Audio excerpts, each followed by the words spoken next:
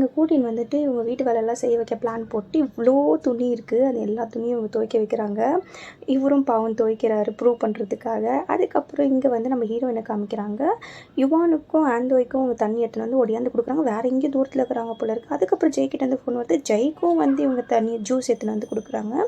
கொடுத்து முடிச்சோடனே நம்ம ஜெய் வந்து எப்பயும் போல் ஓவராக பேச நம்ம ஹீரோயின் வந்து கேட்குறாங்க, நீ ஏன் இப்படி இருக்கிற அப்படின்னு. ஒன்று இல்லை, எனக்கு வந்து என்னுடைய அண்ணன் இறந்துட்டான், அவன் சாவும் போது அவனுக்கு 18 வயசு, அதனால தான் நான் வந்துட்டு எப்பயுமே எல்லாத்தையுமே வந்து சீரியஸாக எடுத்துக்க மாட்டேன், அதனால தான் நான் வாழ்க்கையை என்ஜாய் பண்ணணும்னு இருக்கிறேன் அப்படின்னு சொன்னோடனே நம்ம ஹீரோயின் கொஞ்சம் டச் ஆவாங்க. டச் ஆனோடனே நான் உன் கசின் கூட வெளில போவேன் மறிக்கக்கூடாதுன்னொடனே நம்ம ஹீரோயின் அப்போல்லாம் உன் லிமிட் கிடையாது, தள்ளி இருக்க கற்றுக்கோ அப்படின்னுவாங்க. நம்ம ஜெய் கேட்குற மாதிரி கிடையாது. இந்த பக்கம் மரிக்கோக்கு வந்து நோட்டிஃபிகேஷன் வருது. ஜெய் வந்து ஃபோட்டோ வந்து போஸ்ட் பண்ணணும் ஃபேஸ்புக்கில். இவங்க அதை பார்த்துட்ருக்காங்க.